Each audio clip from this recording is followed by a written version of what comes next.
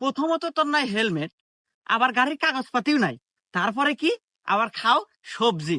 তো যাই হোক, তোর চেহারা ডগ ডিলের উপর মায়া করিয়া মামলা দিলাম 5,000। কি? এই পুলিশ, তুই আমাকে মামলা দিলি?